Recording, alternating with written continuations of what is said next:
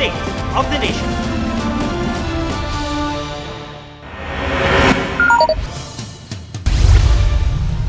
Nahuli ka pag-araro ng dump truck na yan sa dalawang motorsiklo sa sumulong highway sa Antipolo City. Dead on the spot ang isang rider matapos magulungan at mapuruhan sa ulo. Ang isa pang rider naputulan ng dalawang paa. Sugatan naman ang kanyang angkas matapos tumilapon. Ayon sa investigasyon, nawala ng preno ang dump truck. Nasa kustodiya na ng pulis ang truck driver na nahaharap sa reklamo. Katumba naman ang isang rider sa Rojas City, Capiz matapos mahagip ng isa pa ring motorsiklo. Nagtamo ng sugat sa ulo at bali sa balikat ang rider. Pinaghanap naman ang tumakas na sospek. Idiniin ang kanyang mismong kapatid sa isyu ng droga si Pangulong Bongbong Marcos. Ginawa yan ni Senadora Amy Marcos ng magtalumpati ng sarali ng Iglesia ni Cristo.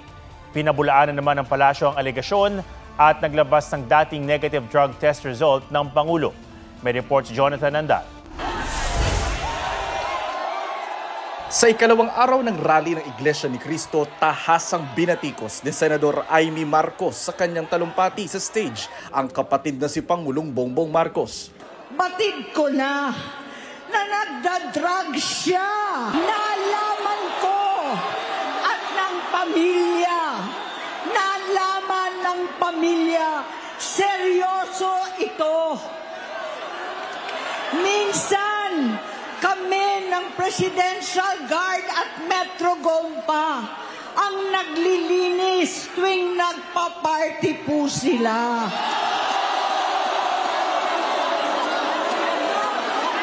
Namuhay kaming magkakapatid sa ibang bansa.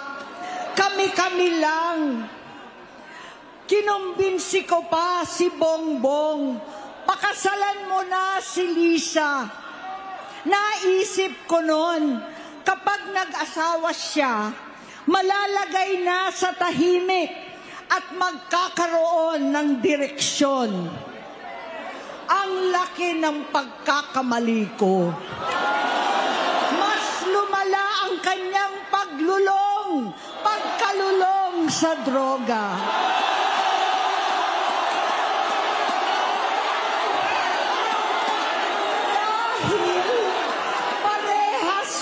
Silang mag-asawa.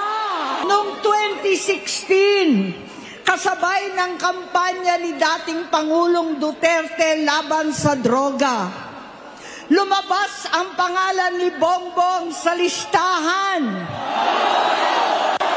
Nakasama siya sa listahan ng mga celebrities. Masinsinan kong kinausap si Pangulong Rodi.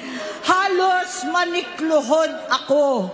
Sinabi kong ayon sa kapulisan, dapat usigin ang mga pusher at saka na lamang sagipin ang mga user. Naligtas si Bongbong. Alam naman natin na nagkaroon na ng drug test nung pangbago mangampanya ang ating Pangulo. Gusto ko pong ipakita sa inyo para po maalala nyo muli. Ito po, November 25, 2021, na may mga pagbintangang gumagamit di umano ng droga. Mismo, at that time, hindi pa po Pangulo. Si Pangulong Marcos Jr. Siya mismo ang nagboluntaryo para magpa-drug test. At sinasabi po sa drug test na to ay negatibo. So ano ang dahilan ng desperadong galawan ni Senator Amy Marcos laban sa sarili niyang kapatid at pati kay First Lady, kundi makapanira lamang? Walang basihan kung totoong makapilipino ka at totoong makabayan ka, Senator Amy. Tumulong ka sa pag-iimbestiga. Dapat na ma-pinpoint, dapat maituro kung sino talaga ang sangkot sa korupsyon. Huwag mong sirain ang kapatid mo. Hindi ito ang issue ngayon. Matagal ng issue to, pero since wala kayong makita sa Pangulo na anumang issue ng korupsyon, kung saan-saan nyo dinadala ang issue. Nakakahiya, Senator Amy. Nakakahiya. Kaugnay naman ang sinabi kahapon ng Duterte supporters na nagtipon sa Plaza Salamanca na hindi sila pinayagang makisali sa INC rally dahil sa mga banner nilang BBM resign. Ayon kay INC spokesperson na si Ka Edwil Zabala, welcome sumali sa kanilang rally ang lahat basta hindi sila lilihis sa panawagang transparency, accountability at justice. Hindi tayo sang-ayon sa revolutionary government. Hindi tayo sang-ayon sa kudeta. Hindi tayo sang-ayon sa snap election. 3 araw dapat ang INC rally pero tinapos na ito ngayong ikalawang araw. Ayon kay Zabala, hindi na kinailangan ng 3 araw para maiparating ang mensahe nilang nananawagan para sa hustisya, accountability, transparency at kapayapaan. At ayon sa NCRPO, generally peaceful din ang ikalawang araw ng INC rally. Sa day 2 naman ang protesta sa People Power Monument, bukod sa mga miyembro ng United People's Initiative ng mga retiradong sundalo, may mga dumalo ring politiko. Ipinakita sa kanilang programa ang mga video ni dating Congressman Zaldico na nagdidiin sa papel umano ni Pangulong Bongbong Marcos at dating House Speaker Martin Romualdez sa katiwalian sa flood control projects. Hindi raw bibigyang dignidad ng Pangulo ang mga alegasyon ni Ko, habang si Romualdez naniniwalang walang bigat sa korte ang mga sinabi ni Ko at malinis daw ang kanyang konsensya. Jonathan Andal nagbabalita para sa GMA Integrated News. Nag-resign ng 3 matataas na opisyal ng Administrasyong Marcos dahil daw sa delikadesa. Kabilang dyan si Executive Secretary Lucas Bersamin na papalitan ni Finance Secretary Ralph Recto. May report si Ivan Mayrina. We reject any insinuation. Nag-resign sina Budget Secretary Amena Pangandaman, Executive Secretary Lucas Bersamin, at ang kanyang kaanak na si Presidential Legislative Liaison Office Undersecretary Adrian Bersamin. Tinanggap na ni Pangulong Marcos ang kanilang resignation. Out of delicadeza, after their departments were mentioned in allegations related to the flood control anomaly currently under investigation, and in recognition of the responsibility to allow the administration to address the matter appropriately. Sinusubukan pa ng GMA Integrated News na kunin ang panig nilang 3. Matatanda ang sa video na inilabas noong Biyernes, si Pangandaman ang itinuro ni Zaldico na nagpaabot sa kanya ng umano'y utos si Pangulong Marcos na magsingit ng 100 billion pesos sa 2025 budget.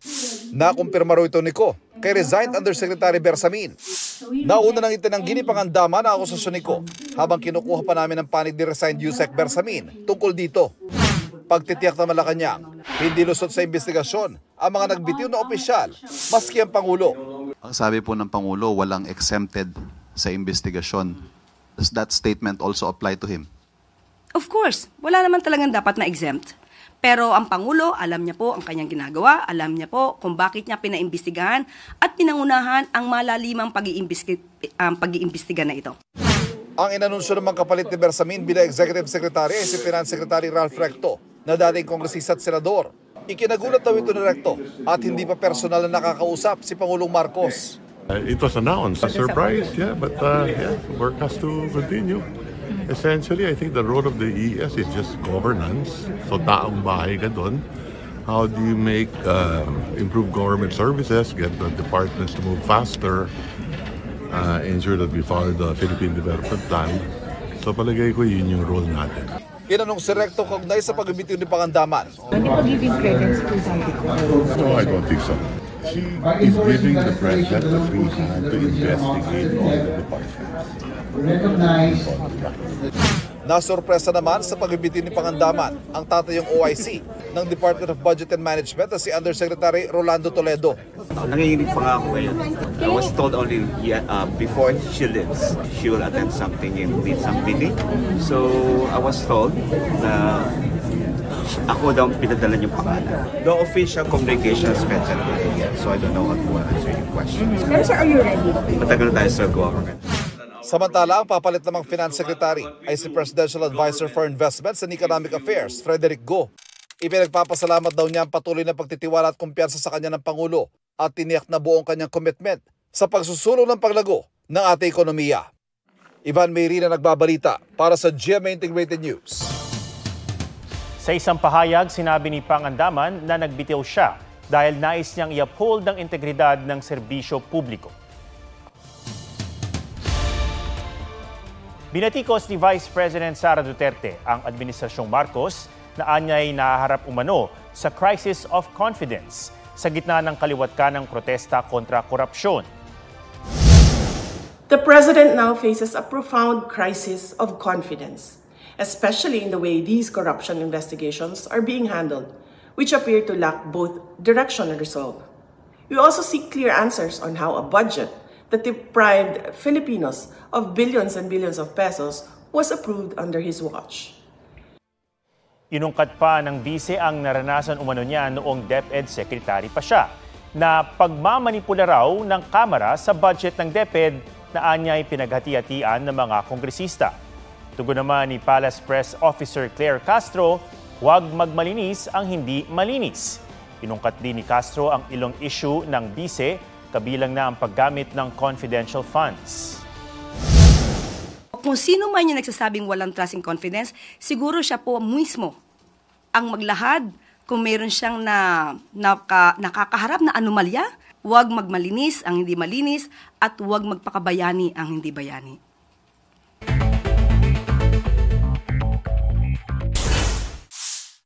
Developer ng Monterrazas de Cebu, pinabulaanan ng mga paglabag na pinuna ng DNR. Wala umunong katotohanan na nagputol sila ng mahigit 700 puno. Kinikilala nila na may pagbaha sa paligid ng proyekto, pero ilang kilometro raw ang layo nito sa mga lugar na pinakamatinding binaha.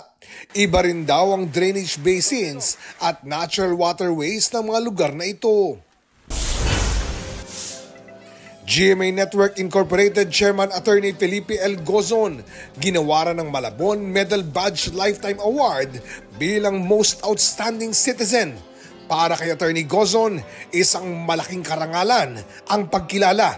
Kasama niyang tumanggap nito ang kanyang mga kapatid na sina Carolina Gozon Jimenez at Florencia Gozon Tariela na nauna ng ginawaran ng Dangal ng Malabon Award.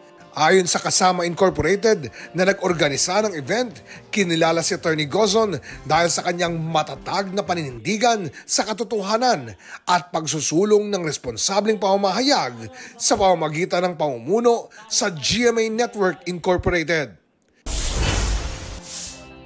24 Oras anchor Vicky Morales kinilala bilang Presenter of the Year ng prestiyosong Association for International Broadcasting Awards o AIB sa London.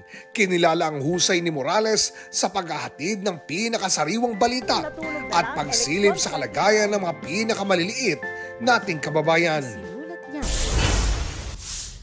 Wagi rin ang The Atom Araulio Specials Pogoland ng Best Documentary sa kategoryang Domestic Affairs. Tinalakay nito ang madilim na mundo ng Pogo na ginamit bilang scam hubs at human trafficking dens.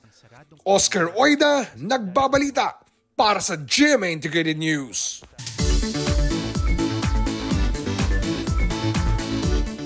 Ang isla na dating komunidad ng mga Mayketong, dinarayo na bilang heritage site. G tayo sa Culyon, Palawan kasama si Oscar Oida.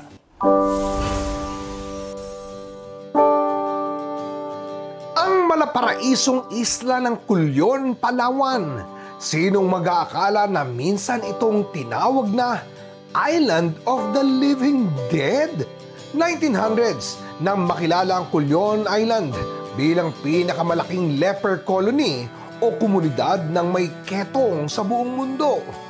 Dito dinadala ang libo-libong Pilipinong Mayketong, isang sakit na walang lunas noon.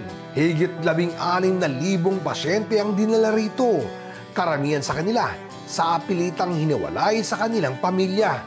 Pero matapos ang dekada ng gamutan at pananaliksik, taong 2006, tuluyang idineklara ng World Health Organization na leprosy-free ang Culyon.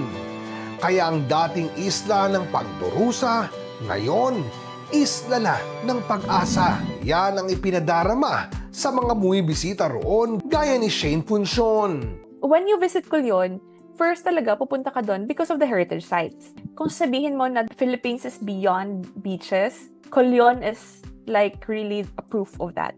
Ang madilim na nakaraan, naging heritage sites at may walking tour para sa mga nais maglibot. Yun po yung injection clinic.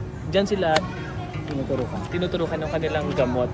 1997 nang itayo ang Cullion Museum kung saan bawat sulok may hatid na kwentong kanilang pinagdaanan. Even their family, they consider them as dead. Kaya nabansagan tayo na rin ang Island of the Living Dead. Okay? Matapos balikan ang masalimuot na nakaraan, naghihintay naman ang mga underrated beaches ng isla. Nais ng lokal na pamahalaan na makilala rin sila bilang lugar na babalik-balikan at bilang minsang tapunan ng may sakit. It's not for everyone, but kung pupunta ka talaga and you will experience that tour, it's a different travel experience. It's a meaningful experience. Oscar Oida, nagbabalita para sa GMA Integrated News.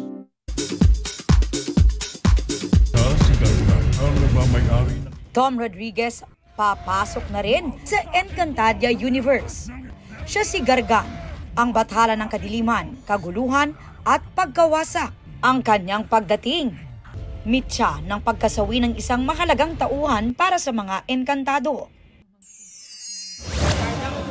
Carla Abellana may pa-soft launch uli sa kanyang Mystery Man. This time, ni-reveal na niya ang dalawang kamay nito. Resting on his lap naman ang kamay ni Carla. Last August, kinumpirma ni Carla na she's starting to date someone. Pope Leo XIV kinilala ang ambag ng pelikula sa paghahatid ng pag-asa.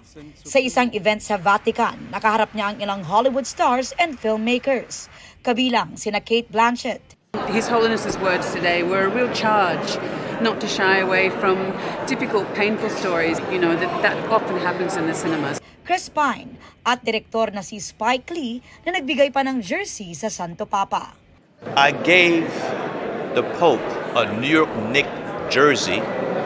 He's the 14th Pope, so it was number 14, and the back it said Pope Leo. Aubrey Carampel nagbabalita para sa GMA Integrated News. 38 araw na lang, Pasko na. Christmas feels na sa ilang sulok ng bansa, maging sa abroad.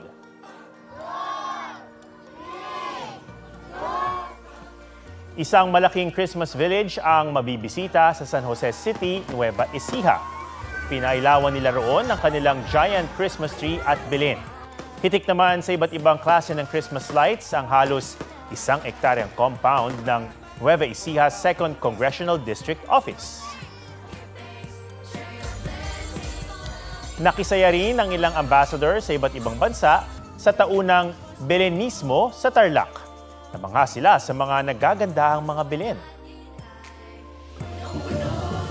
Kumukuti-kutitap na rin ang mga puno sa paligid ng pamosong Champs-Élysées ng Paris. Abot ang liwanag hanggang sa Arc de Triomphe. Pati ang sikat na London Kew Garden, Christmas feels na rin.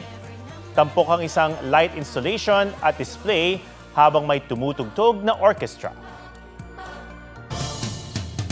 Yan po ang State of the Nation. Sumasalamin sa katotohanan sa ating bayan. Ako po si Ato Maraulio mula sa GMA Integrated News, ang News Authority ng Pilipino.